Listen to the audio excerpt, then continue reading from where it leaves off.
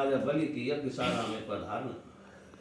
श्री सुखदेव जी कहते हैं, परीक्षित, इस प्रकार जब ब्रह्मा जी ने भगवान की शक्ति और लीला की स्तुति की, तब जन्म मृत्यु रहित भगवान अदिति के सामने प्रकट हुए। भगवान की 4 भुजाएं थीं, उनमें वे शंख, गदा, कमल और चक्र धारण किए हुए थे। कमल के समान कोमल और बड़े बड़े नेत्र थे। पीतांबर शोभायमान हो रहा था। विशुद्ध श्याम वर्ण का शरीर था।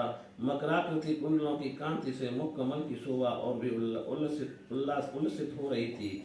वह के स्थल पर श्री वत्स का चिन्ह, हाथों में कंगन और भुजाओं में बाजूबंद, सिर पर किरीट, कमर में करदनी की घड़ियां और चरणों में सुंदर नूपुर जगमगा रहे थे।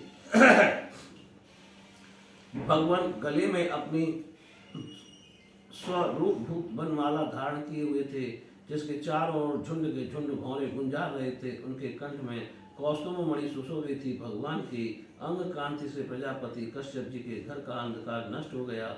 उस समय दिशाएं निर्मल हो गई थीं। नदी और सरोवरों का जल स्वच्छ हो गया। प्रजा के हृदय में आनंद की बाढ़ आ गई।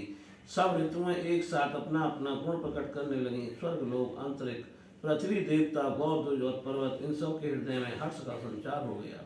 परीक्षित, जिस समय भगवान ने जन्म ग्रहण किया, उस समय चंद्रमा श्रवण नक्षत्र पर थे। भाद्रपद मास के शुक्ल पक्ष की श्रवण नक्षत्र वाली द्वादशी थी। अभिजीत मुहूर्त में भगवान का जन्म हुआ था।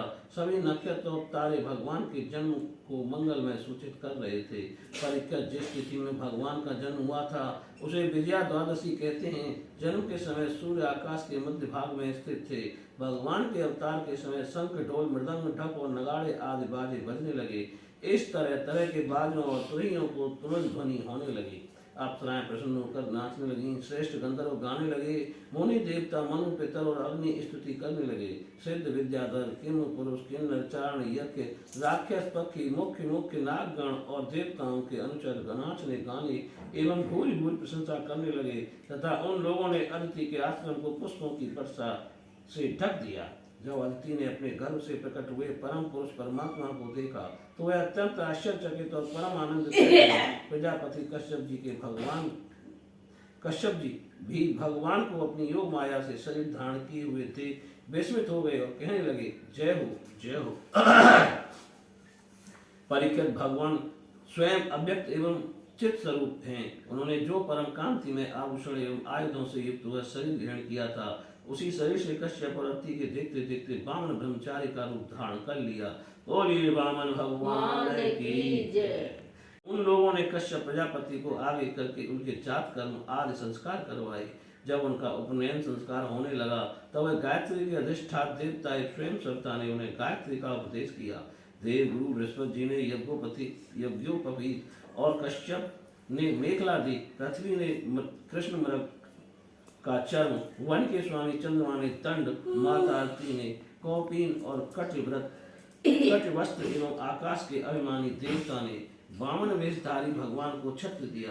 परीक्षित, अविनाशी प्रभु को ब्रह्मा जी ने कमंडल, सप्त ऋषियों ने कुश और सरस्वती ने रुद्राक्ष की माला समर्पित की। इस रीति से जब वामन भगवान का उपनयन संस्कार हुआ, तब यज्ञराज कुबेर ने उनको भिक्षा का पात्र और सती शिरोमणि की जग जननी स्वयं भगवती उमा ने भिक्षा दी। इस प्रकार जब सब लोगों ने वटवेशधारी भगवान का सम्मान किया, तब वे भ्रमण हुई सभा में के कारण अत्यंत शोभायमान हुए। इसके बाद भगवान ने स्थापित और प्रज्वलित अग्नि का कुशों से परिसमूहन और परिस्तरण करके पूजा की और संविधान किया। परीक्षित, उसी समय भगवान ने सुना सब प्रकार की सामग्रियों से संपन्न यशस्वी बलि भृगवंशी ब्राह्मणों के आदेशानुसार भौष्यश्वमेध यज्ञ कर रहे हैं। तब उन्होंने वहां के लिए यात्रा की। भगवान समस्त शक्तियों से युक्त हैं। उनके चलने के समय उनके भार से पृथ्वी पग पग पर झुकने लगी। नर्मदा नदी के उत्तर तट पर भृगकच्छ नाम का एक बड़ा सुंदर स्थान है। वहीं बलि के भृगवंशी ऋत्विज श्रेष्ठ यज्ञ का अनुष्ठान करा रहे थे। उन लोगों ने दूसरे ही वामन भगवान को देखा, तो उन्हें ऐसा जान पड़ा मानो साक्षात सूर्यदेव का उदय हो रहा हो। परीक्षित, वामन भगवान के तेज से ऋत्विज यजमान और सदस्य सब के सब निस्तेज हो गए। वे लोग सोचने लगे कि कहीं यज्ञ देखने के लिए सूर्य अग्नि अथवा संत कुमार तो नहीं आ रहे हैं। भृगु के पुत्र शुक्राचार्य आज अपने शिष्यों के साथ इसी प्रकार अनेकों कल्पनाएं कर रहे थे। उसी समय हाथ में छत्र, दंड और जल से भरा कमंडल लिए हुए वामन भगवान ने अश्वमेध यज्ञ के मंडप में प्रवेश किया। वे कमर में मूंज की मेखला और गले में यज्ञोपवीत धारण किए हुए थे। बगल में मृग चर्म था, सिर पर जटा थी। इसी प्रकार मौर्य ब्राह्मण के वेश में अपनी माया से ब्रह्मचारी बने हुए भगवान ने जब उनके यज्ञ मंडप में प्रवेश किया, तब रघुवंशी ब्राह्मण उन्हें देखकर अपने शिष्यों के साथ उनके तेज से प्रभावित एवं निष्प्रभ हो गए। वे सबके सब अग्नियों के साथ उठ खड़े हुए और उन्होंने वामन भगवान का स्वागत सत्कार किया। भगवान के लंब रूप के अनुरूप सारे अन्य छोटे छोटे बड़े ही मनोरम एवं दर्शनीय थे। को बड़ा आनंद हुआ और उन्होंने वामन भगवान को एक उत्तम आसन दिया। फिर स्वागत वाणी से उनका अभिनंदन करके पांव पखारे। संगर हित महापुरुषों को भी अत्यंत मनोहर लगने वाले वामन भगवान की पूजा की। भगवान के चरण कमलों का धोवन परम मंगलमय है, उससे जीवों के सारे पाप ताप धुल जाते हैं। स्वयं देवादिदेव चंद्रमौल भगवान शंकर ने अत्यंत भक्तिभाव से उसे अपने सिर पर धारण किया था। आज वही चरणामृत धर्म के मर्मज्ञ राजा बलि को प्राप्त हुआ। उन्होंने बड़े प्रेम से उसे अपने मस्तक पर रखा। बलि ने कहा, ब्राह्मण कुमार आप भले पधारे, आपको मैं नमस्कार करता हूँ। आज्ञा कीजिए, मैं आपकी क्या सेवा करूं। आज ऐसा जान पड़ता है कि बड़े बड़े ब्रह्मर्षियों का तपस्या ही स्वयं मूर्तमान होकर मेरे सामने आई है। आज आप मेरे घर पधारे, इससे मेरे पितर तृप्त हो गए। आज मेरा वंश पवित्र हो गया, आज मेरा यह यज्ञ सफल हो गया। ब्राह्मण कुमार आपके पांव पखारने से मेरे सारे पाप धुल गए और विधि पूर्वक यज्ञ करने से, अग्नि में आहुति डालने से जो फल मिलता है वह अनायास ही मिल गया। आपके इन नन्हे नन्हे चरणों और इनके धोवन से पृथ्वी पवित्र हो गई।